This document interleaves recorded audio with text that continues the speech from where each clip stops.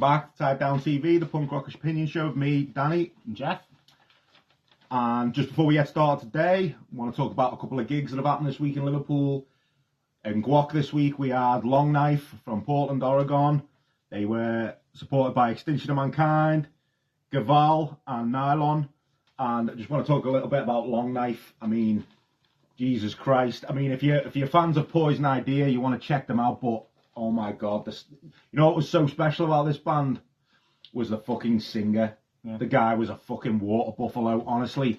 The guy had a head like fucking that. And he just walked into the fucking middle of the fucking mosh pit, and he was just walking around, marauding around, looking like he was just ready to bang heads together. Yeah. He was an absolute fucking beast, and they were fucking brilliant. I'd definitely check out Long Knife if you're fans of Poison Idea. They were supported by Extinction Mankind, obviously legendary crusty band from Manchester, are they? Maybe Leeds, somewhere like that. Way, yeah. And obviously we had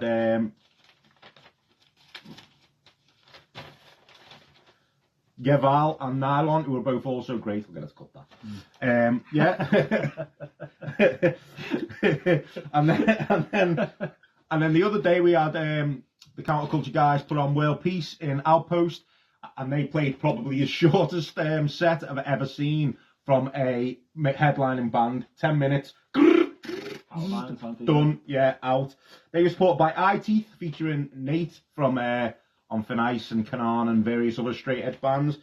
A band called Prize. Now, you'd be well into these. Like, they were like kind of like noisy hardcore. The singer was kind of interesting, had that like long skinny beanpole kind of like thing going on, and I'm going to be keeping an eye out for them because they were really good. And another new band that those guys have got going, Life Expectancy, which was like kind of like sludgy stuff with fast stuff. But I picked up a demo tape from there, that gang's, you know, bunch of guys that they have, and I picked up Step Beyond's demo. Now, seen these guys a few times before. Yeah, I've seen them. They were alright when we've seen them. They mainly caught my attention when I heard them do a cover of Shadow of Lies by Turning Point.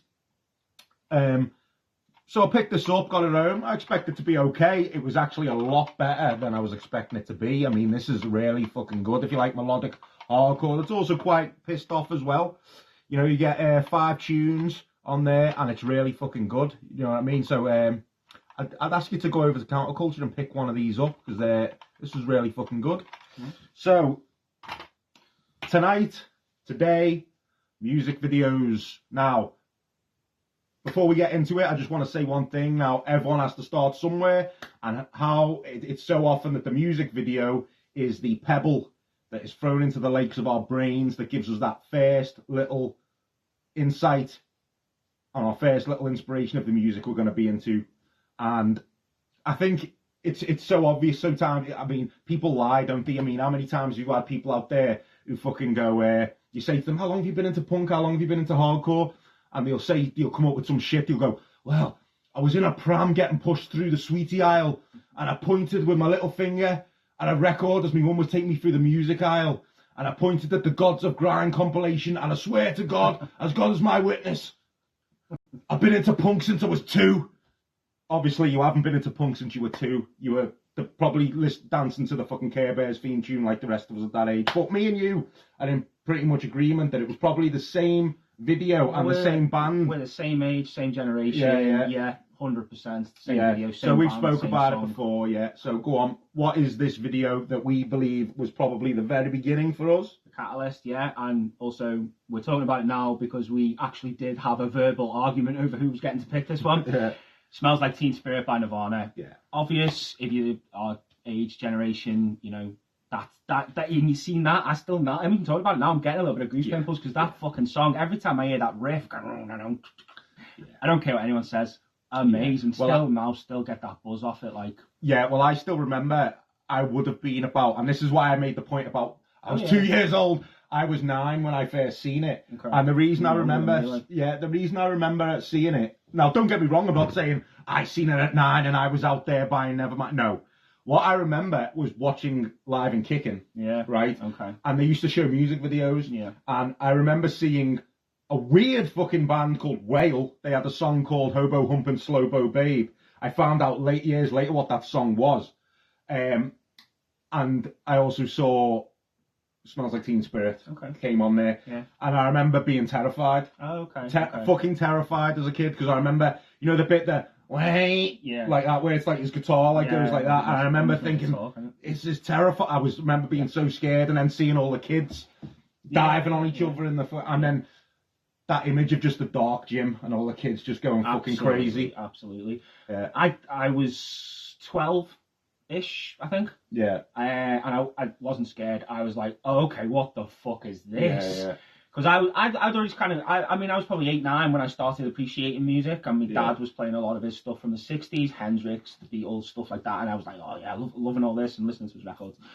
Nirvana, that was mine. Yeah. Like, do you know what I mean? Yeah. And I remember, and I was in the living room, MTV was on, and it just came on. And I remember thinking, like, this is it was the best song I'd ever heard. Yeah. I can't even. Well, just to put it into context, how important that band was to me is, now when I was talking about the 2-year-old story, I've actually got a particular friend of mine in mind when I talk about that, and I'm not going to mention who it is because I wouldn't throw him under the bus like that. But the said friend was in my car not too long ago, and Smells Like Teen Spirit came on in the car, and he was like, fucking turn this shit. I was like, fuck that. And I still now, that goes fucking right up when I hear that riff. You know what I mean? 100%. I've got it there. I'd still stick that on now and turn the volume up. Yeah, too right. It doesn't matter to me how long that song, how many times that song's been played. 100%. It still has the same effect on me. I can still watch that video now and still be like, yes. Yeah. And I have, people try and say Nirvana are a punk band. Nirvana are a punk band. Nirvana are a punk band. Of course they were. It's not always about the sound, as we know. It's about the attitude and the way you do things. Sound to of course there is. Yeah. And the fact that, after Nevermind, they moved and tried to go noisier. Yeah. They didn't try and have more hits. They wanted to completely fucking tear it Well, we've said it ourselves. Public Enemy, they're a fucking punk band. Do you know what I mean? So, you know what I mean? So sometimes it's more about the attitude. It's just that rebelliousness or that rock and roll kind of feel, isn't it? So we're some people might say music videos don't belong in punk, but so often, they're whether we want to like it or not, they're most times our first impression that make it, a big impression. It's the first time we see a band. It's the first time we, and all that. So we picked our 5 lists. Yeah. That's obviously us talking about our most important experience of a music video. Mm-hmm. Do you want to go first? Okay. Yeah, I'll go first. So most of my picks, to be fair, because music videos aren't as important to me now, really. I don't go out of my way to seek them out or anything. Yeah. But a lot of these will be ones that I first saw when I was very young. The first one I picked is Institutionalized Suicidal Tendencies from 1983, directed by Bill Fishman, who, if you've ever seen the film Tapeheads, he directed that. Have you seen that with John Cusack and Tim Robbins? No, I've not seen it. It's all right, in a kind of thingy way. And he's done live concert videos for, honestly, Nickelback, Counting Crows. Yeah, anyway. But the video is fucking brilliant. I think it's great. So Mike Muir's, obviously, it starts, you see him setting up the drum kit, plugging in the amp, the drum beat to the song starts. Mike Muir's there, he's, doing the spoken word. He's walking through the warehouse, people skateboarding around him, just looks fucking cool. Jumps in the lowrider with the band, they take him home, and he goes into his house, just wants a Pepsi, man. All he wants is a Pepsi, grabs his Pepsi out the fridge. His mum and dad think he's crazy. Start padding up his room. If you've seen it, you know what I'm talking about. They padding up his room, they're taking everything away, they put bars on the window. It's great, man. It fucking just fits, he's telling the story in the song and it's kind of following it in the video a bit. And then, towards the end of the video, band tie rope to the bar, bang, break him out, goes to play a show, absolutely fucking kills it, looks like an amazing show. It's just a fucking great song as well. And like I say, the video suits it. It's fucking great video. We've all seen it. It's a fucking brilliant video. Seen it. Yeah. But like I say, a lot of these will be big, they're big videos because they were on MTV when I was a teenager and I saw them But that's my first pick. It's fucking great. My first pick is Ghost Town by the Specials. The video starts with Horace Panther driving the band around derelict and rundown areas of Lothbury, London. The mood of the times called perfectly in Terry Hall's sullen look, as the band described to us the current state of the country in 1981. We have a brief moment in the song where we're told about the good old days of the past, where the band members are seen briefly switch into a party mood before quickly returning to a melancholic state. The video ends with the band stood at the edge of what I presume is the River Thames, chucking stones into the water again, underlying the hopelessness and boredom of youth in Britain at the time. So obviously, specials, how many times have I harped on about the specials on this channel? Probably the most important song, probably their biggest message to the country at the time, with a brilliant video, brilliant song, important, and still rings true today. So yeah, the specials, Ghost Town, from 1981. Absolutely amazing. Yeah, quality pick. Yeah, it's a fucking great video. So for my second one, I've picked Anthem by Agnostic Front from '89. So this is off the Live at CBGB's album. The video starts, it's fucking great, the video. Starts outside CB's with the crowd queuing up and all that, and cuts in, very sting, like, and Roger's there, and the crowd's around him. I what I love about it, like, obviously, because it's just like live footage. Yeah. And I feel like it's just, that kind of sums up how it must have been so good going to shows in New York in the late 80s. And obviously, I'm preaching to the choir here because I know how much you would have fucking loved to have been going to shows down there. But it's just fucking, it looks so fucking cool. It looks like, you know, anything could happen. Yeah. Danger everywhere. Yeah. But it's a community as well. It's fucking, it's, you know, it's so good. I actually believe as well, I read this somewhere a while back, someone correct me if I'm wrong, but that was filmed 2 days before Roger was about to start his jail sentence. Right, okay. Because obviously, yeah, you know the history of the band. He was locked up for a little bit. But yeah, and not much more to say. I'm going to link all the videos in the description, you know, to watch them on YouTube if you've not seen that one. It's good. Just like, you know, your bog standard live footage hardcore video, but it's one of the first ones of that kind I saw. It's fucking great. Yeah. I think it was obvious that this band were going to get in my pick. I've gone Biohazard and I've gone Tales from the Hard Side. I already previously spoke about how much of an impact this video had on me. It changed. It sounds dramatic, but it was a life-changing video. It was a life-changing moment for me. Coming home from a party of just typical fucking people who weren't really into music, drinking, you know. I was listening to metal. I hadn't really found myself. I come home one day, MTV2 had videos on, Tales from the Hard Side. Watched it. Similarly to Ghost Town, Biohazard are describing the surroundings. This time, early 90s New York. The video shows the band performing individually in different areas of like an abandoned warehouse while portraying a young gang member carrying out crime as like an initiation, as well as, you know, you see clips of like other social issues going on. And I remember breaking my computer trying to download the video to this because it had such an impact. I wanted to fucking see it again and again and again. But back then, unless it came on you weren't getting to see it twice. But yeah, Biohazard were amazing for, you know, for videos in the 90s. I mean, you look at Shades of Grey, you look at Punishment's probably the most famous one, you know, and then you had the ones with Onyx, you know, you had like Judgment Night and stuff like that. They had fucking heaps and heaps of amazing videos. But just for the impact it had on me, I've gone Tales from the Hard Side. Nice. Well, I'm probably in a similar way. My third pick had the impact on me. I was a little bit younger probably than you were there. So I've gone with Salvation by Rancid. So I talked before, Rancid were a massive, huge band for me as a young to mid-teens, getting me into punk. And that was the first video on MTV2. So I don't know if you remember this, but MTV2 way back then, I was 14, 15, something like that. They used to play half an hour of one artist, like, you know, you'd get about 5 videos of them back to back. Just so happened I was watching it. Rancid, first video, this Salvation, and I was like, oh, okay, this is what I've been looking for, kind of thing. This is where I'm at. It's black and white, you know. They've got the fucking, you know, they look like postcard punks, obviously, with the Liberty spikes, the leathers. But to a young teenager like that, I was just like, that's the coolest fucking thing I have ever seen. Yeah. And it was directed by Tim and a guy called Mark Core, who did the Basket Case video as well, I believe, and did something with Shakira, music video for Primus as well. I don't know much else, but in the video, they get knock on the door and some agents start chasing them around this like white ghetto-y looking area. It's in black and white. It's all, you know, it almost mirrors a little bit of hip hop videos at the time. I think lower budget, obviously, but you know, and then they're playing in like a small room with all the posters on it. That was Tim's house, flat, whatever it was, I believe at the time. And it's fucking great. Obviously, that's the album that started breaking them with where the Let's Go album, The Salvation, was a big song for him, and it was a huge song for me as it got me into that band. Yeah, amazing. Which brings, you've set me up perfectly for my first and only today true or false question for you. All right. True or false? While on a location scout for the music video Salvation, Tim Armstrong got his brow ensnared in the winding mechanism of his camera. He refused to allow his brow to be cut and insisted on a crack team of Nikon engineers dismantling the camera while still attached to his brow. True or false? False. It is false. I knew I wouldn't be able to catch you out with anything rancid. There you go.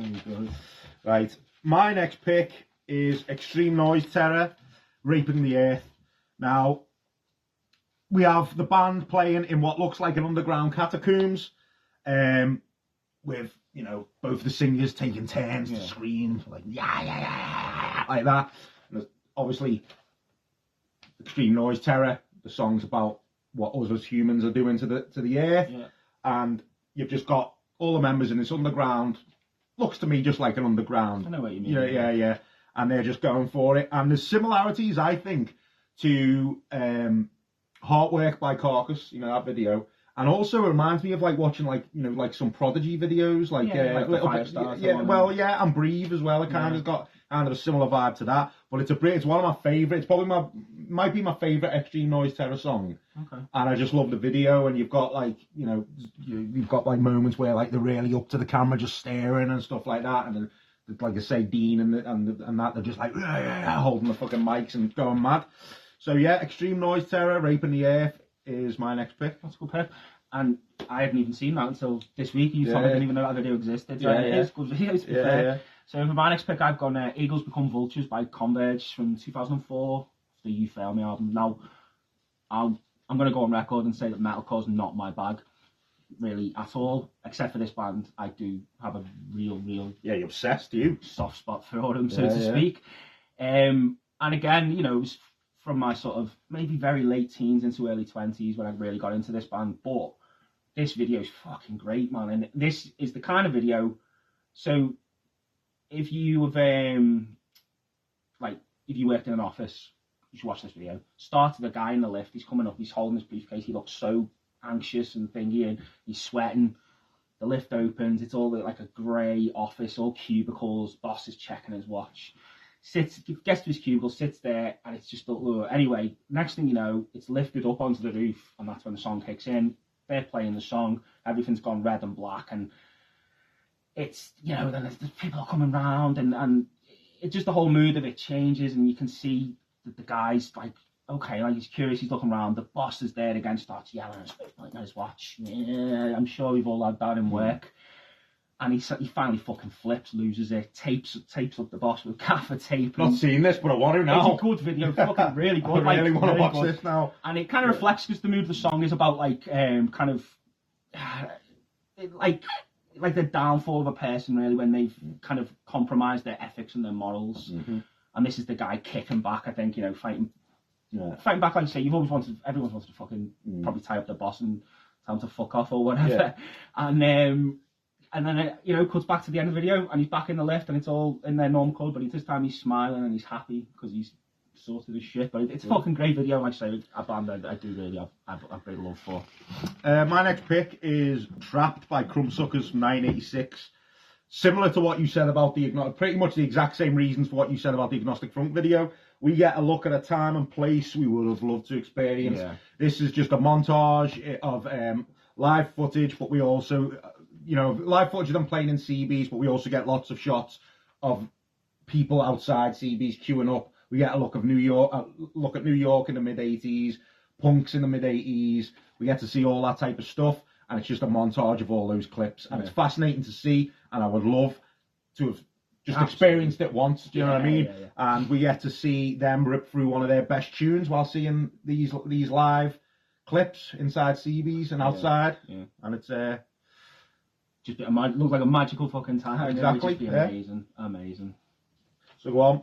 Is that it? That's it. I've got one more pick. Go on. Gone for TV Party, Black Flag. Another kind of a big video in the hardcore realm, I guess. And I saw this on MTV too as well. I had already heard them though by the time I saw the video. I think I told the story when we did American Hardcore way back when, Yeah. about Damaged, someone in Quiggins who worked there lent me it. But I remember seeing the video, and it reflects the song perfectly, obviously, because the song is a bit of a goofy, joking song about watching TV and drinking beer and goofing off and wasting your time, basically. And the band are all sitting there and they're throwing food, drinking cans, we're being rowdy. It does seem like Des Cadena gets the most of the brunt of it in the video as well. I think it was Glennie Freeman who directed he did Dogtown and Z-Boys, if you've seen. Yeah. He's the director of that as well. And again, like I said about Thingy, done a few live videos for, I think, Iggy Pop, Devo, bands like that, The Cramps, Flipper, I think, as well. But and like I say, it's not like a groundbreakingly, amazing video in that way. It just reflects the song perfectly. And I remember seeing it the first time, and I just thought it was great. I was laughing my head off at it. If you get it as well, obviously it's a joke. They are goofing around, they're sort of mocking people who do that, aren't they? So that's my final pick. My last pick, I was struggling to pick a last one. So what I've done is I've chose my last pick to pay my respects to Eddie Sutton of Leeway. Nice. So I picked Kingpin from 1991. The video is very grainy. Like a lot of New York music videos, we get the band playing in a warehouse. Black and white shot, and we get Eddie in his Yankees top and his baseball cap doing his thing while the band play, and it's a great song. And Desperate Measures is a great album, and he's recently unfortunately passed away, and I wanted to reserve my last space on my music videos for Leeway for that reason. So there you go. That's us done for the night. Yeah, so that's our fives. Thanks for watching. Don't forget, like, subscribe, ring the bell. Usually always jump on the socials, Instagram, Facebook, and give us a like and a follow if you're enjoying what you're watching. Join us next week, find out what we're talking about then. See you then. That's what I say, that's what I do.